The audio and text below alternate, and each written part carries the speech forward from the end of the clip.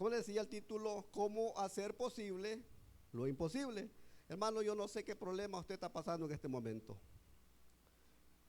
Y como le decía al principio, cada quien tiene diferentes luchas, diferentes cosas que muchas veces no se las contamos a nadie. Y eso es bueno, hermano. Contémoselos a Dios. Y digámosle, Señor, para mí, humanamente hablando, esto es imposible. Pero yo he creído en un Dios de poder, he creído en un Dios de misericordia, y sé, como dice su palabra, que para usted todo es posible. Así como dice allá, siempre el Evangelio de Lucas 1:37, y le pregunta, ¿acaso hay algo imposible para Dios? ¿Lo cree, hermano? Que para Él no hay nada imposible. Y en la introducción, hermano, la palabra imposible solo se aplica en el ámbito humano. ¿Por qué? Porque nosotros tenemos limitantes.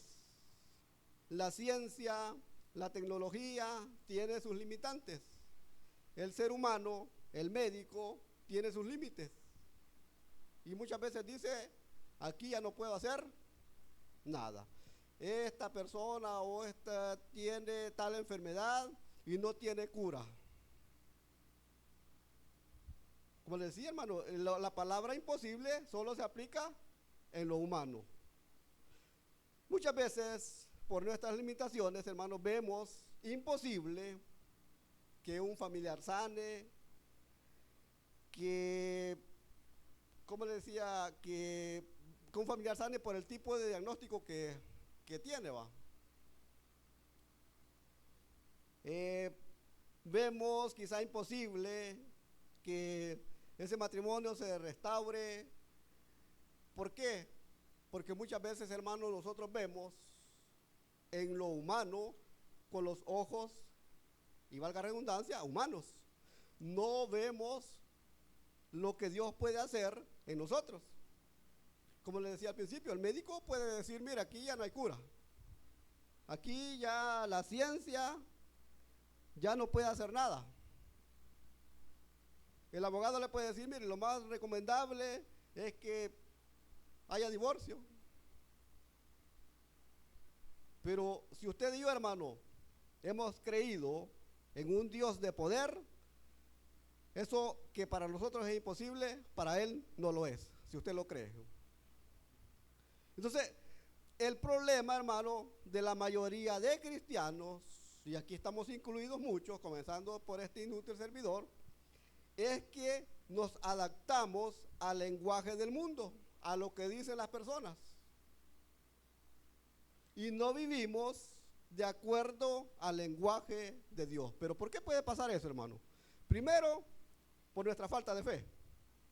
Segundo, porque no hemos confiado o no hemos entregado verdaderamente nuestro ser, nuestros problemas, nuestras necesidades en las manos de Dios. Ese puede ser el problema. Entonces nosotros nos adaptamos a lo que dice el mundo, a lo que dice el médico, a lo que dice el abogado, a lo que le dice su jefe, que lo va a quitar, que aquí, que allá.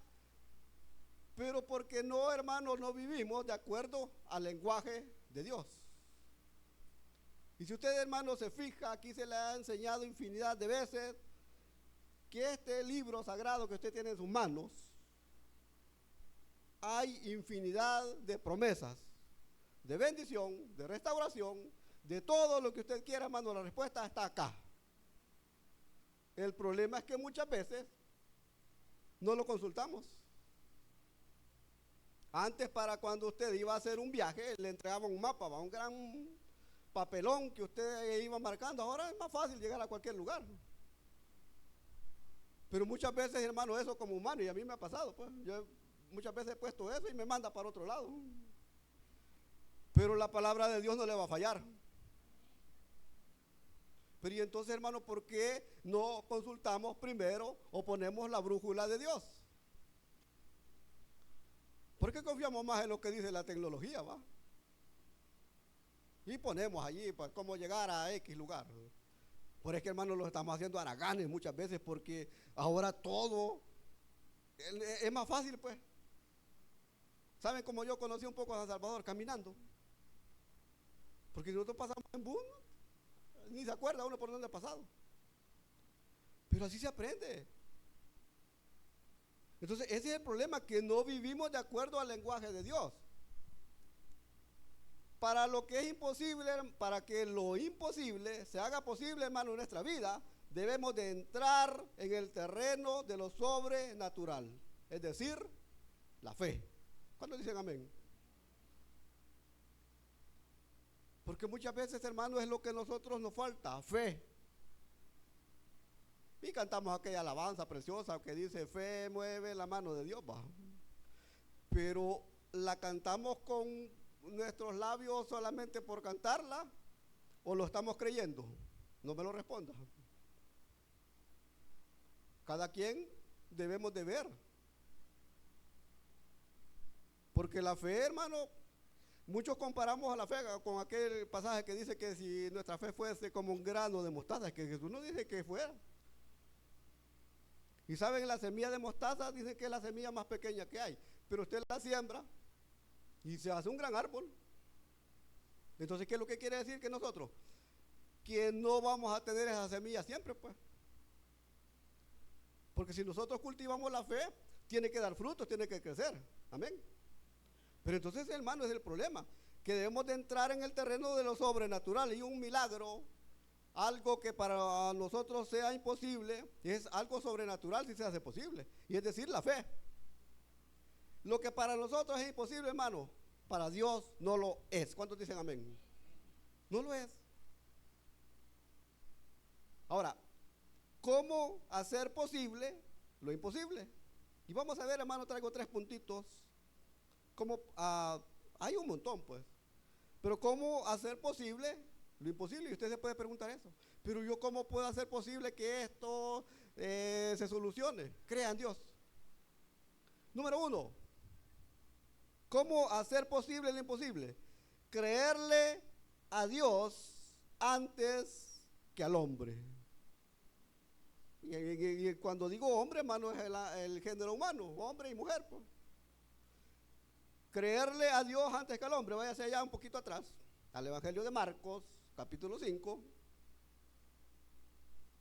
versículo 35 al 37.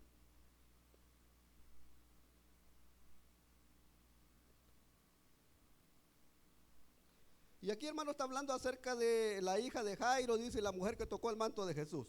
Son dos cosas diferentes, pero allí estas 2 personas activaron la fe. Lo que para ellos era imposible, lo activaron. Lastimosamente, la mujer tuvo que pasar un tiempo determinado para reconocer que los médicos tenían límites. Pero vamos a ver a esta persona, vaya al versículo 35 al 37, dice: mientras él aún hablaba, está hablando de Jesús, vinieron, dice, de la casa del principal de la sinagoga, diciendo: tu hija ha muerto, ¿para qué molestas más al maestro? Dice 36, pero Jesús, luego que oyó lo que se decía, dijo al principal de la sinagoga, y hermano, este mensaje es para usted y para mí, y le dijo: no temas, cree solamente. Crea, hermano. No me crea a mí, créale a Dios. Crea en la palabra que está escrita acá. Y dice el 37, y no permitió que le siguiese nadie, sino Pedro, Jacobo, y estamos hablando ahí. Pero, ¿cuál fue el problema? Si usted se va al versículo 21, dice: pasando otra vez Jesús de una barca a la orilla, se reunió una gran multitud y estaba junto al mar, y vino uno de los principales de la sinagoga llamado Jairo, y luego que le vio, se postró a sus pies. Mira, hermano, qué importante es humillarnos delante de la presencia de Dios. Allá en la tradición nos enseñaron que debemos de ir delante de un señor que tiene una volada toda negra, así como la conciencia, y que le digamos que aquí, que allá, y ahí nos manda una penitencia.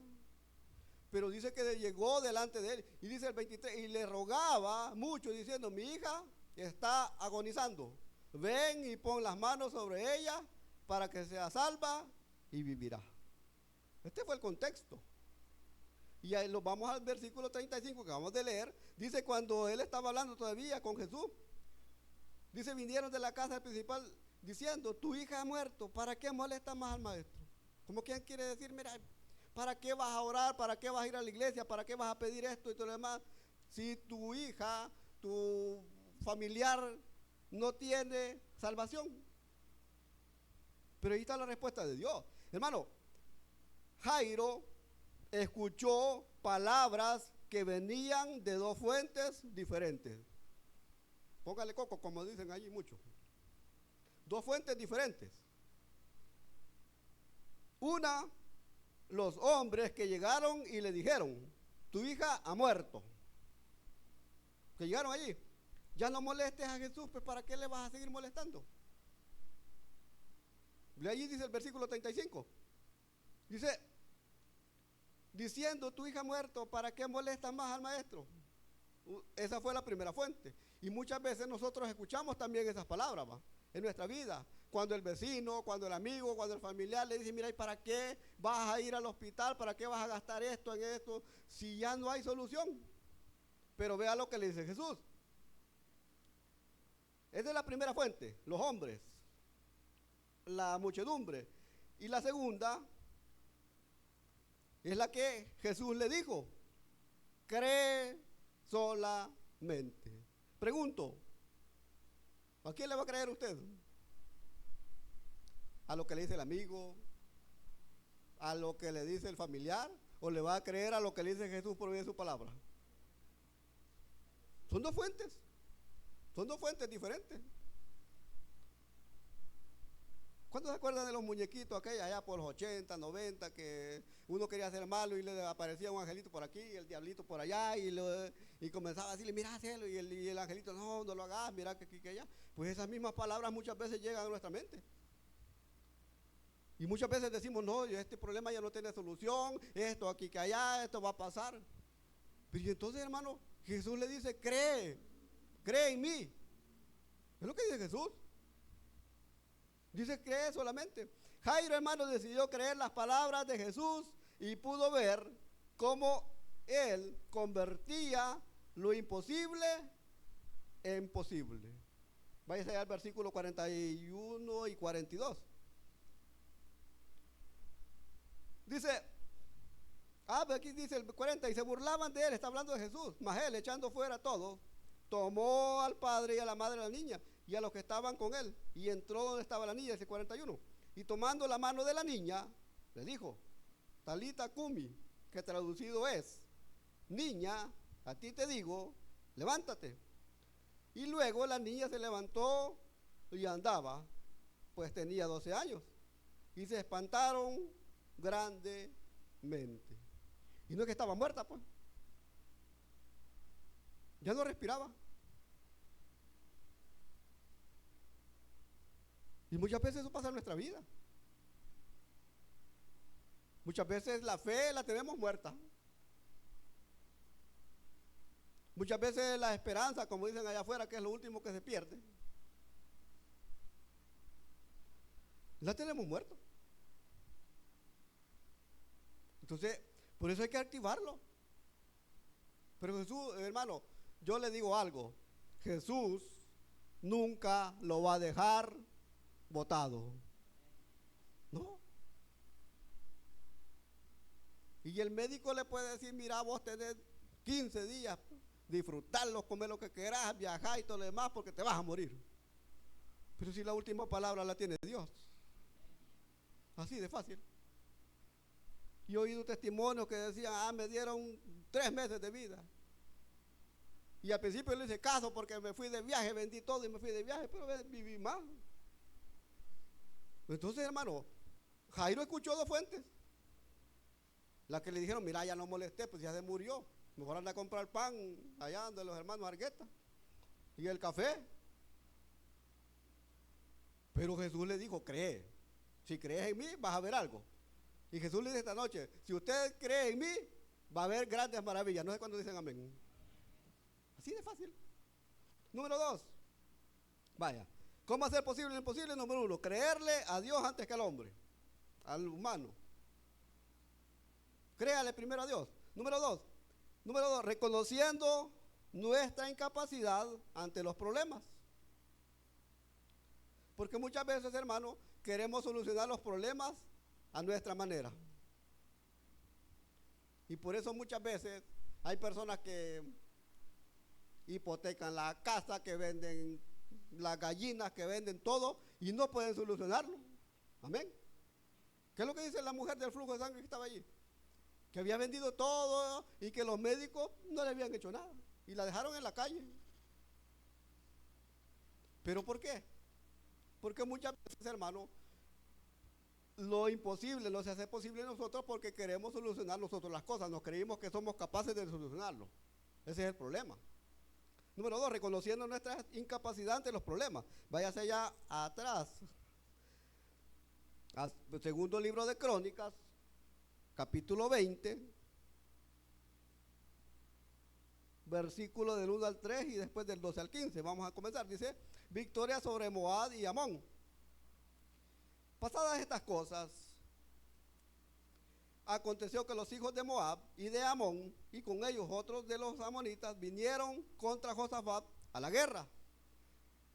Este rey, Josafat, dice la palabra, ya si usted se va al capítulo 17, que hizo lo recto ante los ojos de Dios. ¿Qué es lo que podemos ver primeramente?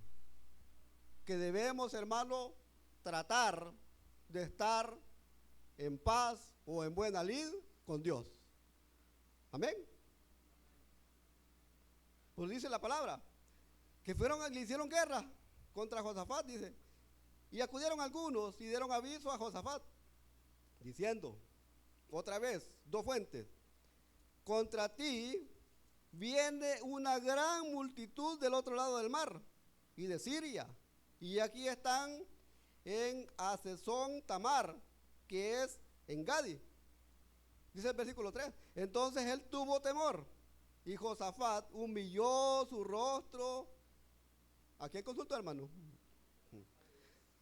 Consultó a la esposa, al cónyuge, consultó al asesor, ¿o a quién consultó? Vaya bien la gran diferencia.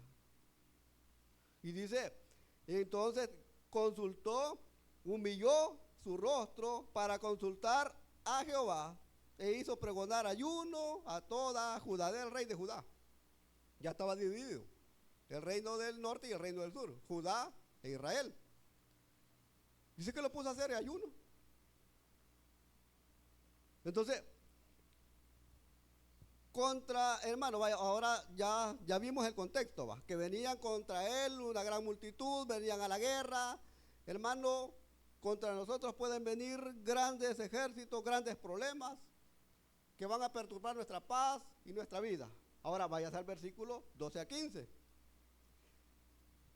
Dice, oh Dios nuestro, no lo juzgarás tú, está hablando de los que venían contra él, porque en nosotros no hay fuerza contra tan grande multitud que viene contra nosotros. No sabemos qué hacer. Y a ti volvemos nuestros ojos. Dice el 13. Y toda Judá estaba en pie delante de Jehová, con sus niños y sus mujeres y sus hijos. Y estaba allí Jaasiel, hijo de Zacarías, hijo de Benaía, hijo de Jehiel, hijo de Levita, de los hijos de Afat, sobre el cual vino el Espíritu de Jehová en medio de la reunión. Dice el 15, y dijo, oíd, Judá todo, está hablando todo el país, a todo el pueblo, y vosotros moradores de Jerusalén, y tú, rey Josafat, Jehová os dice así, no temáis, ni os adentréis delante de esta multitud tan grande, porque no es vuestra la guerra, sino de quién. Ahí está, hermano. Si la palabra es clara, venía contra él una gran multitud. No sé cuántos enemigos tiene usted, porque como dicen los mexicanos, porque no somos moneditas de oro para caerle bien a todos. Pero no sé qué multitud viene contra usted con hacerle guerra, a traerle problemas. Pero ¿qué es lo que primero que hizo el rey? Dice que se humilló y consultó a Dios. Pero ¿qué hacemos nosotros? Primero vamos y consultamos al abogado, hermano, y nos baja 6,000 pesos y no hizo nada. Y después venimos a la iglesia, pastor, ayúdeme a orar porque fíjese que esto y esto está pasando. ¿Y quién nos mandó a hacer primero lo contrario? Yo no estoy hablando de que los abogados son malos. Pero ¿por qué no consultamos primero a Dios y nos humillamos delante de Él? Y después aquí le dice, oh Dios nuestro, no lo juzgarás tú, pues. ¿Ve que viene contra nosotros? Dice, porque en nosotros no hay fuerza tan grande contra tan grande multitud. Hermano, muchas veces las fuerzas se nos terminan para enfrentar los problemas y las enfermedades. No sé cuánto les ha pasado. Pero le estaba diciendo. Pero que decimos muchas veces nosotros, no, yo lo voy a enfrentar, pues, y en el nombre de Jesús. Pero muchas veces Dios les dice, mira, no vayas. Si esa guerra no es tuya, si es mía, yo voy a hacer. Pero como no escuchamos la voz de Dios. Dice que viene contra nosotros. No sabemos qué hacer. Y a ti volvemos nuestros ojos. Entonces, ¿cuál es el problema? Como contra el rey Josafat, hermano, venía una gran multitud para hacerle guerra, acabárselo. Se habían unido un montón de ciudades, de países, de pueblos. Venían contra él. Pero, ¿sabe cuál es lo que pasó, hermano? Josafat reconoció su incapacidad para enfrentar el problema y dejó que Dios actuara. Esa es la gran diferencia. ¿Pero qué hacemos nosotros? Ir a comprar una tanqueta, ir a una gran arsenal, rodeamos la casa, le ponemos Razor.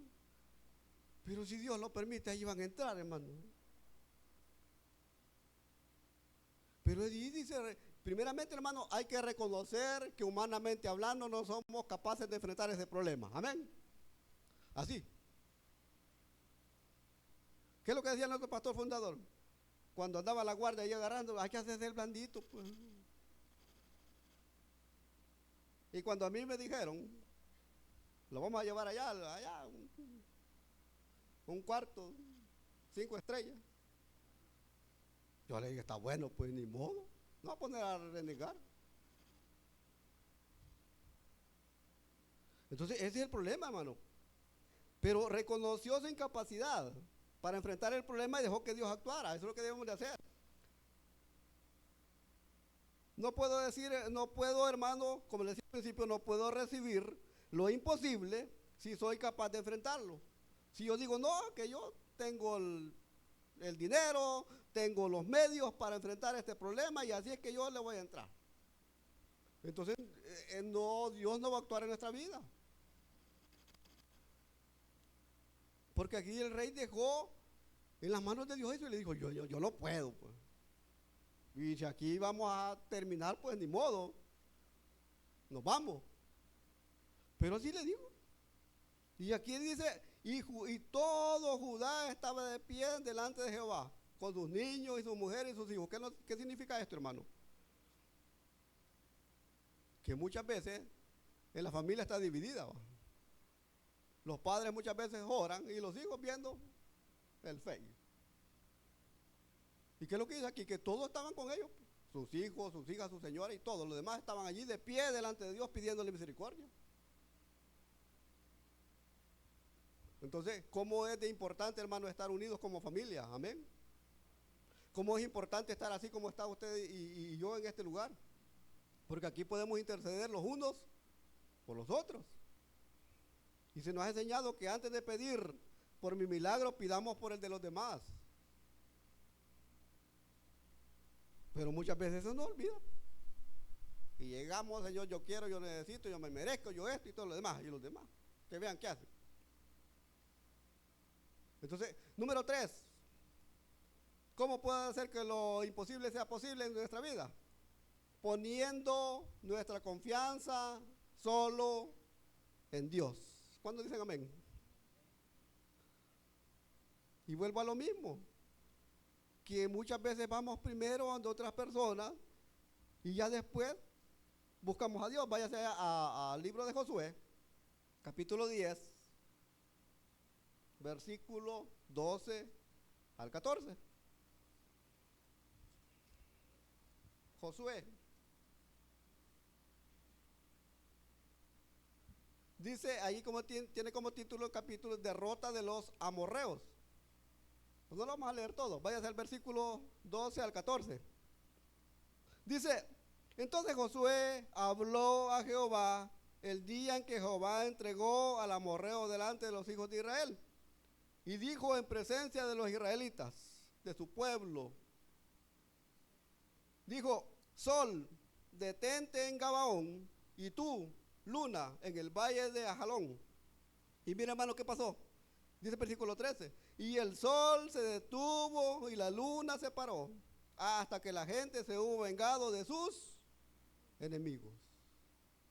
Y dice, pues, no está escrito esto en el libro de Jabser, y el sol se paró en medio del cielo, y no se apresuró a ponerse casi un día entero. Dice el 14. Y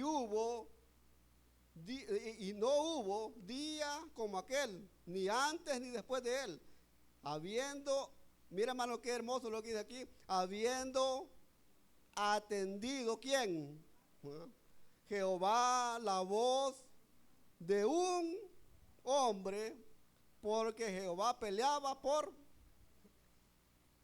quién pelea Dios, hermano? ¿Por usted? ¿O no?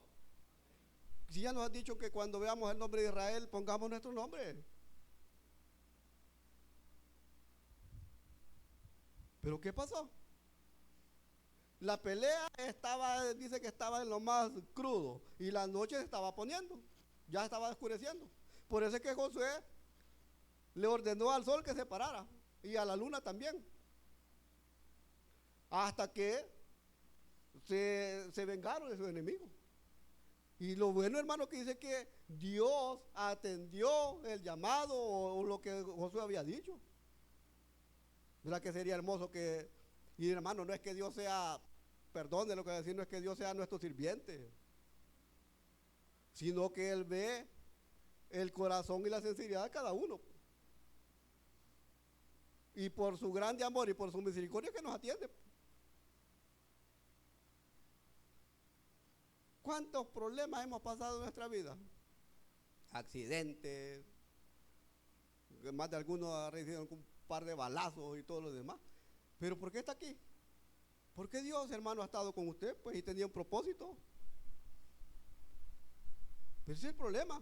Entonces, Dios, hermano, obra lo imposible para aquellos que creen que Él es todopoderoso. ¿Cuándo dicen amén?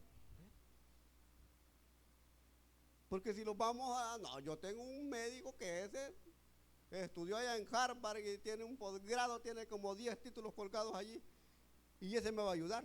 Estamos mal. Porque tiene su limitante. Y le va a bajar el pisto, y después cuando ya se lo haya desplumado todo, le va a decir, mira, que yo no puedo hacer nada, vaya a morir a su casa. Entonces, ¿por qué no consultar primero a Dios? Entonces, lo imposible, hermano, está disponible para todos los que creen que Dios tiene la capacidad de hacerlo. Sí, de fácil. ¿Por qué Dios detuvo el sol? Usted se pregunta, ¿y por qué lo detuvo? Porque hubo un hombre que creyó que Dios lo podía detener. Amén. ¿Y por qué dice la palabra que si tuviéramos fe, nosotros le dijéramos a un monte, quítate de allí, y se lo haría? Pero ¿por qué no pasa? ¿Por qué no tenemos la fe?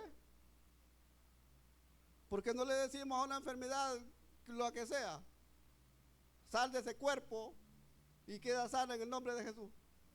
Y no allá creo que en Marcos fue que le dijo, y pondrán sus manos a los enfermos, ¿y qué? ¿Se morirán o qué? Sanarán. Entonces, hermano, usted y yo tenemos poder. ¿Cuándo dicen amén? Pues sí, pero el problema es que no lo ponemos en práctica. Le queremos más a Jimán, que decía por el poder de Greco, no sé cómo es que decía. Vaya. Pero usted y yo, hermano, si usted lo cree, usted y yo tenemos poder. Pero ¿por qué no lo practicamos? ¿Por qué no le creemos? No, si yo aquí donde me ve. No, hermano. ¿Cuántos hijos de Dios hay aquí? Ay, entonces créale a Dios. Y en su nombre haga las cosas. Entonces, ¿por qué detuvo? Porque hubo un hombre que creyó que Dios lo podía detener. Y si usted le cree a Dios, hermano, va a hacer cosas grandes, créamelo. Si este año que está por finalizar no logró su objetivo, por duda, por muchas razones, prográmese para el próximo, pues si Dios tiene misericordia, usted y yo podemos lograr grandes cosas. Pero si le creemos a Dios, si no, no. Si le creemos más al horóscopo, no, hermano. Entonces, para concluir, váyase allá al libro de Isaías. Ya lo veo con sueño. Es que yo tengo esa peculiaridad que duermo a la congregación. Isaías 59, 1. Dice la palabra: he aquí que no se ha acortado la mano de quién para salvar, ni se ha agravado su oído para.